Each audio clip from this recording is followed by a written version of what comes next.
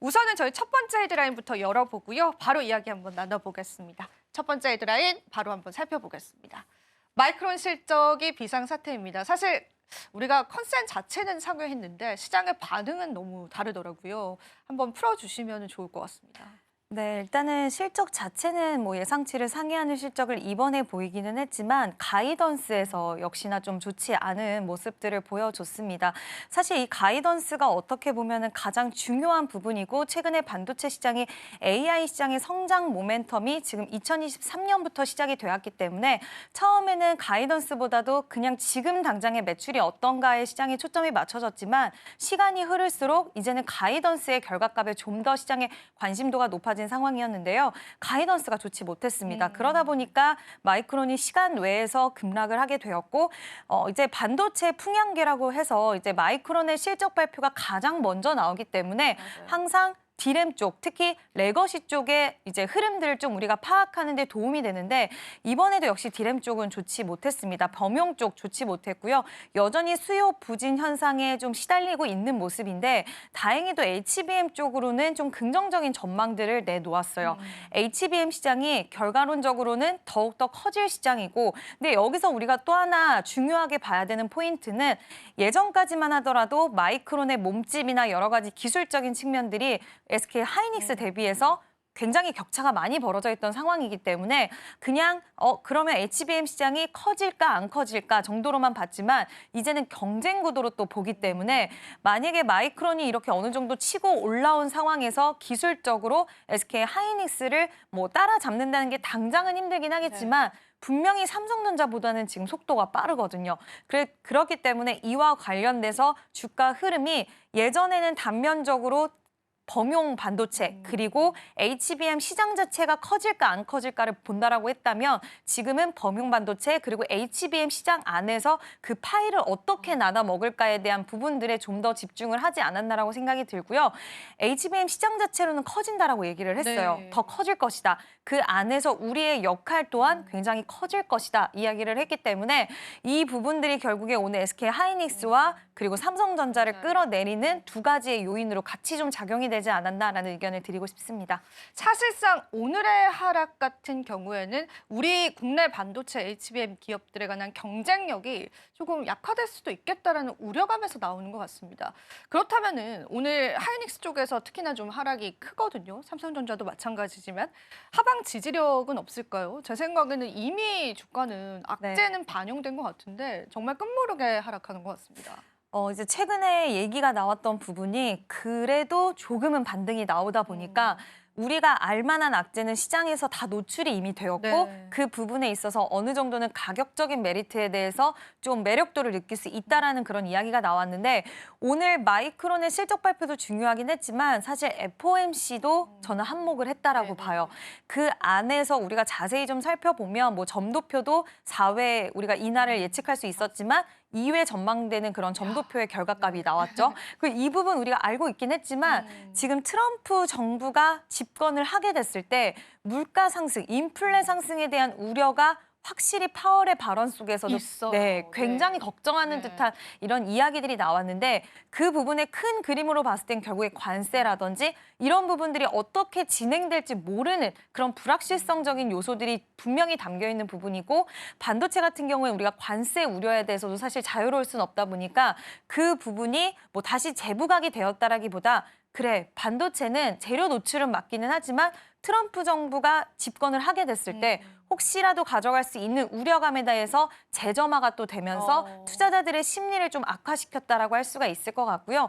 계속해서 목표 주가 하향 리포트가 나오고 있어요. 너무 나옵니다. 네. 그리고 뭐 범용 반도체 내년에 2분기 때 좋아질 것이다라는 전망 나오지만 그것도 확정치는 사실 아니잖아요. 우리가 어느 정도 우리가 유출을 해볼 수 있는 부분이기 때문에 지금 당장은 악재 노출은 맞지만 안 좋은 거 너무 많고 여전히 트럼프 관련된 불확실성 존재를 하고 또 우리나라 SK 하이닉스와 삼성전자는 보조금에 대한 부분도 지금은 빠져 있습니다. 손정희 회장이 정말 돈보따리를 들고 찾아갔고 많은 기업들이 지금 트럼프와 머스크를 찾아가서 어떻게든지 좀 줄을 서고 좀 완화된 흐름들의 그런 자리를 하기 위해서 노력을 하는데 우리나라는 내부적으로 너무 시끄럽다 보니까 지금 그런 행보 자체도 보이고 있지 않아서 그것 또한 또 하나의 우려감으로 시장에선 좀 작용이 되는 것 같고요. 오늘의 수급이 과연 막판까지 어떻게 결정이 지어지는지 그 부분도 좀 꼭 체크를 해보셔야 될 것 같습니다. 악재가 계속 더해지는 느낌입니다. 전반적으로 매크로적으로도 좋지 않고 내부적으로도 지도자 공석이라는 리스크가 있기도 하고 그렇다면 발빠르게 기업들 차원에서 움직여줘야 되는데 그런 스탠스도 좀 보이지 않는 것 같아요. 맞아요. 어떻게 좀 만약에 이런 질문을 좀 드려보고 싶어요. 그 마이크론이 HBM 쪽으로가 돼서 이제 들어온다면 SK 하이닉스 그리고 삼성전자 중에 우리가 선택을 해봐야 된다면은 어떤 쪽으로 좀 더 바라보는 게 좋을까요? 대표님 보실 때는 저는 그래도 아직까지는 경쟁력을 네, 가진 하이닉스 엔비디아다라고 생각을 하는 네. 게 이번에 마이크론이 얘기한 게 HBM4 쪽으로 또 얘기를 했어요. 쪽으로. 근데 이게 HBM4가 다음 세대거든요. 지금 HBM3 이 12단까지도 경쟁 구도에 있었고 여기서도 삼성전자는 빠져 있어요. 근데 이번에 지금 마이크론이 얘기한 게 HBM4 준비를 하고 있고 2025년에는 양산을 할 것이다. 고객사와 같이 의논하고 있고 그 고객사는 엔비디아가 될 것이다라는 뜻을 내포를 하고 있는데 HBM4 그리고 HBM4 다음 세대 HBM4E까지도 얘기를 한 상황입니다. 그러다 보니까 기술적으로 지금 SK 하이닉스랑 너무 가깝게 가고 있는 상황이다 보니 물론 속도는 하이닉스가 빨라요. 네, 네. 빠르기는 하지만 그래도 지금 경쟁 구도에서 삼성전자는 아직까지 3E 12단에 대해서도 지금 계속 미뤄진다는 됐잖아요. 그죠? 소식이 나오는 네. 만큼 지금은 하이닉스가 조금 더 경쟁력은 있다고 보고 있고요. 다만 엔비디아가 최근에 주가 흐름이 굉장히 안 좋죠. 붙입니다. 네. 네, 그러다 보니까 엔비디아의 그런 주가 부침에 가장 큰 영향을 받는 건 SK 하이닉스 때문이기 때문에 그 부분은 좀 불가피하다라고 생각은 하지만 우리가 그냥 기업적인 모습으로 봤을 때는 지금 기술적으로 앞서 있는 SK 하이닉스가 좀 더 기술적인 부분으로 우위를 차지하고 있다는 부분은 좀 알고 있어야 되는 부분이 아닐까라는 이야기를 드리고 싶습니다. 네. 우리가 또 반도체 관련해서 이야기 전략들 잡아봤고요. 다음 또 뉴지스 헤드라인 살펴보면서 이야기 나눠보겠습니다. 두 번째 뉴지스 바로 한번 살펴보시죠. 오늘 두 번째는 탄소 포집입니다. CCUS 이거 어제 시작해서의 참 좋았습니다. 계속 바라봐도 될 테마인지 사실 저도 궁금하기는 했었거든요. 대표님 어떻게 보십니까?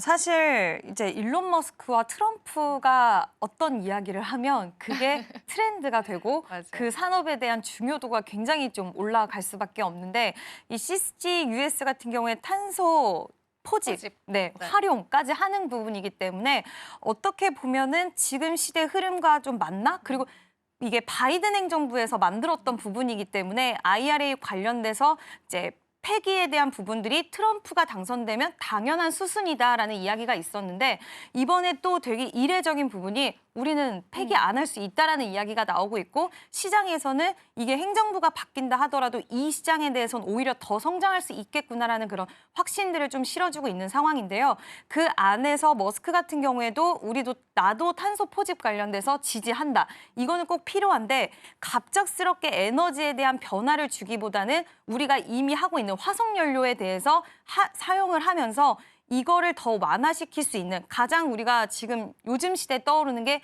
2030년까지 탄소 중립에 대한 네. 이야기 나오잖아요. 그 부분에 있어서 아예 반하는 게 아니라 그러니까요. 기존의 에너지원을 우리가 이렇게 활용해서 만들어낼 수 있다라는 부분이기 때문에 지금 시대적인 흐름에 굉장히 선택을 하는 부분이 아닐까라고 생각이 들고요. 그리고 트럼프가 또 이런 선택을 한 부분에 있어서는 그동안 굉장히 좀 석유 기업들과의 그런 관계가 있잖아요. 그런 석유 기업들이 이쪽 관련된 사업에 투자를 많이 했다라고 합니다. 그래서 그거에 도움을 주는 일환으로 그거에 크게 반하지 않는 움직임으로 이쪽 관련된 산업을 지지를 하고 있다라고 하고 있고요. 근데 다만 한 가지 좀 저는 개인적으로는 우리나라 관련된 종목군들이 이제 과연 시세 흐름에 대한 연속성이 있을까라고 봤을 때 물론 종목마다의 좀 특성이 달라요. 뭐 네. 소재 관련된 기업도 있고 직접적으로 해외 진출의 기회를 모색하는 기업도 있고 이제 대표적으로 에이럭스 같은 기업들은 해외 진출 쪽으로 굉장히 크게 모색을 하고 있기 때문에 시장에서의 관심도 또한 가장 높은 기업이긴 하지만 이게 시가총액도 좀 낮은 기업들이 많고요. 많죠. 관련 네. 주 중에서. 그래서 좀 변동성에는 유의를 하셔야 되지 않을까라는 의견도 같이 드리고 싶습니다. 사실은 오늘은 일제히 또 쉬어갑니다. 네. 너무나 단기성 테마로서의 모습을 보여주고 있는데 이런 생각 들더라고요. 사실 이제 신재생 쪽은 트럼프 당선 이후에 투자자분들이 아예 쳐다도 안 보셨을 것 같은데 어제 좀 다들 놀라셨을 것 같아요. 근데 이렇게 되면 신재생 전체를 바라볼 게 아니라 신재생 안에서도 그 탄소 포집 관련주들을 우리가 또 속간해야 되는 그런 시점인 거잖아요. 그 기준들이 있을까요? 국내 기업들 중에? 관련된 이제 사업을 영위하는 쪽으로 좀 봤을 때 뭐 그린 케미칼이라든지 이런 기업들이 또 비슷한 사업을 영위하는 기업들이 있는데 저는 개인적으로 만약에 우리가 시장에서의 움직임을 전반적으로 봤을 때 지금 시장의 관심도가 높은 에이럭스 같은 경우에는 대기업들이 지금 가지고 있어요. 네. 투자를 했어요. 그 네. 회사에. 포스코 쪽도 투자를 했고요. SK 쪽도 투자를 했기 때문에 탄소 포집했을 때 시장에서의 관심도가 높은 쪽 해석 종목들 보시는 게 맞는 것 같고요. 그리고 신재생과 같이 묶어서 보기에는 좀 그래요. 저는 좀 무리가 있지 않을까. 왜냐하면 움직임들을 봤을 때 사실 어저께 탄소 포집 관련된 움직임들이 나왔던 기업들 중에서는 그동안 신재생 쪽으로 해서 움직임이 나왔던 기업들은 사실 움직이진 않았어요. 예를 들어서 우리가 대표적으로 신재생하면 태양광 풍력들을 이야기를 하는데 그쪽. 네. 그쪽 종목들은 크게 움직이지 않았기 때문에 뭐 온실가스 배출 그리고 탄소 중립 이렇게 관련주로 엮여 있는 종목들 위주로 좀 체크를 해보시는 게 좋지 않을까라는 의견 드리고 싶습니다. 가장 중요한 게 테마의 연속성입니다. 이게 단기적일 것이고 사실 저는 좀 감이 잡히지 않는 게 뭔가에 우리가 산업군으로 분리하기에는 그렇죠. 약간의 무리감이 좀 있는 것 같아요. 뭐 어떤 이런 기술력이다라는 건 알겠는데 그래서 이 테마 지속성에 관해서는 대표님께서는 어떻게 보실까요? 저도 좀 비슷한 생각을 하는 게 이게 하나의 우리가 뭐 반도체, 그러니까 2차 전지 그런 느낌이 이런 안 거랑은 들어서, 네, 그렇죠. 네. 좀 다르죠. 좀 다르고 그리고 관련돼서 이제 그 수출도 미국 쪽의 수출이 지금 점점 매출이 늘어나고 있다고는 하지만 이게 우리나라 상장사와 직접적인 연결고리를 찾기에는 조금은 어렵고 무리적인 부분도 확실히 있다라고 보고 있고요.